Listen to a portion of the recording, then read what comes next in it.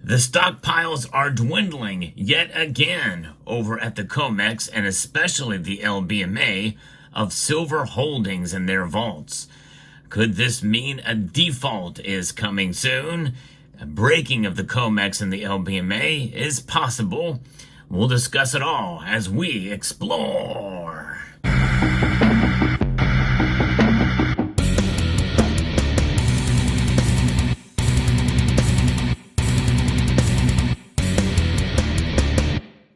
Been looking at some numbers and noticed that the LBMA vaults are taking a direction much we have seen starting in 2022, a dramatic decrease in the holdings of silver there. The COMEX as well, according to some numbers I've found, the COMEX actually holds a lot less silver than the LBMA, much less. And I was kind of surprised at those numbers when I looked at them. But what's going on here? Well, and why has silver's price not exploded right now? Well, a lot of it has to do with some of the short covering, the short positions. A chart has been that talks about silver compared to other commodities, and it seems that compared to gold, there's a lot more short positions out there, according to the Commitment of Traders reports at the CFTC. And that is one of the reasons why, when you have all of these traders betting on a lower price for silver, the more that happens, it does tend to move in that direction. But there are exceptions to that. We've seen that. There's only so much of that can occur according to the natural market forces that are in play there. But we have been here before. Everything I'm talking about, I've talked about previously, and it turns out that nothing really comes of it down the pike. However, with inflation and other data that are coming through, I think we are closer now than ever before to something similar to what could be occurring, especially with the economic conditions, the election, and geopolitical tensions that could just break right on through. And demand for silver is increasing, especially in India. And China as well, too. They're getting unrefined silver now. And so when you look at this report, it is pretty amazing to see that now silver has kind of topped out over the past, year here at 855,800 troy ounces. And that is 855 million, 800,000 ounces. And that was essentially back just a couple months ago, and actually last month, and now it's down to 843,810,000 ounces over the LBMA. So that is heading towards the other direction now. And when you see that data there and look at the COMEX really kind of topped out in around 2021 during the squeeze movement of 398,061,000 ounces. And now we've seen it drop dramatically, bottoming out in December of last year to 270.2 million ounces. And right now it's keeping up with stockpiles. It's heading back up and up to over 306 million ounces. And now it's down to 305.8 million ounces.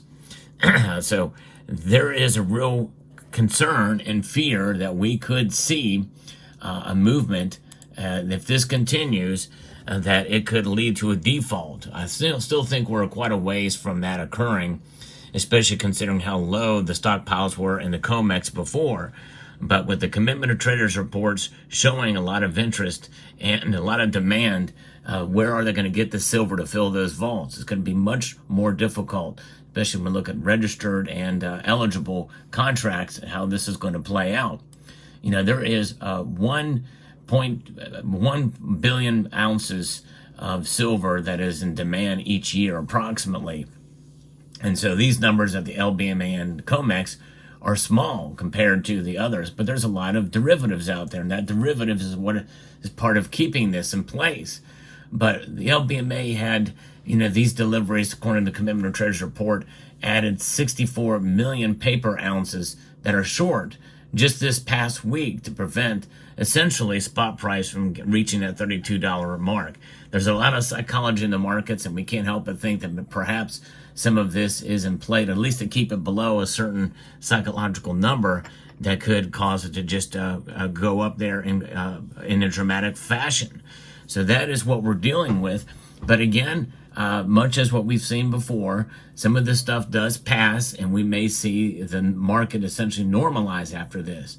We don't want to cry wolf here, because there's a lot of different aspects with the silver market that are in play, that were in play before. What's different this time is, again, inflation, and also Chinese and Indian demand, and the difference between the Shanghai Gold Exchange price of silver and the price here in the West.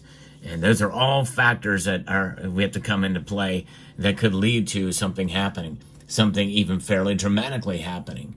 But I'm so reluctant to make that kind of a bet or call, because many people have done that before, and it's come back to bite them. And in reality, we don't want to be unrealistic about silver, but also we should keep an open mind that something could happen, and it could happen in a big way, considering all these different factors and how complex the silver market is, that we could see silver move up dramatically if things don't work out, or if there is a default that occurs. I don't know that we've ever seen that, but people have been talking about it for long enough, and we see all of these reports that comes out of the commitment of traders from the COMEX, which is very difficult to really kind of interpret, because there's so much going on. There's a lot of volume, and how do you measure? How do you interpret it? Who is the buyers? Who are the sellers? And what's going on there? How do you make sense of it all? I don't think anybody really truly knows, or else they really have a firm grasp as to where the price is going to go because of some of this stuff.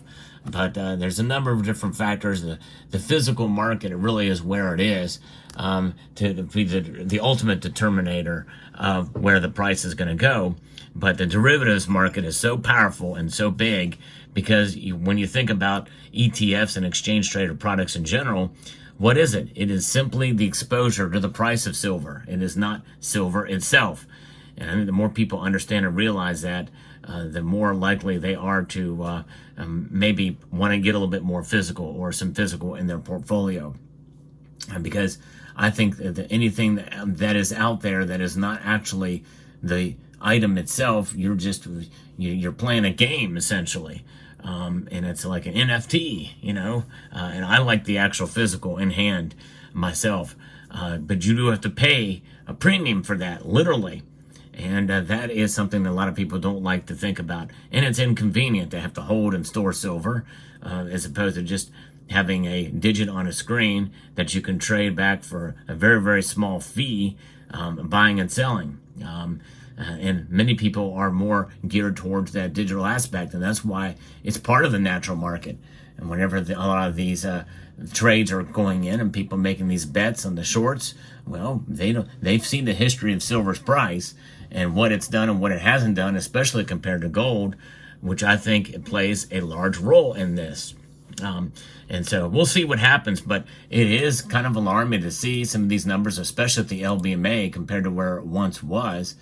But if you look back through the course of history, starting to see it now start to take a downturn in the opposite direction, which we've not seen in several months. So it'll be very interesting to see how this plays out. There's one point in time when there was easily over 1.1 billion ounces of silver in the LBMA vault holdings. No more. Those days are long gone now. And it's been in trouble for a while, but boy, I tell you what, it's working its way now. I don't know how long this could last, but apparently it has for long enough now that we should expect any and everything to happen, including nothing. In other words, silver kind of stays around the same trading area as it has in the past. So we'll see. But let me know what your thoughts are down in the comment section below. I bring this video to you mostly just to kind of keep you aware of the possibilities of where silver could go based off of the vault holdings at the LBMA and the COMEX. But one thing is for sure, holding silver in your possession as a savings vehicle outside of the system, I think is invaluable. And I encourage you all to have some silver in your stockpile of your own personal vaults. So If you enjoy content like this, I do post daily videos, and hope you will consider pressing that thumbs up button down below and sharing this video as well so others can learn more about silver and the markets. I'd like to extend a multitude of gratitude to each and every one of you for taking the time to watch this video, and I want to encourage you to please rate, share, comment, and subscribe.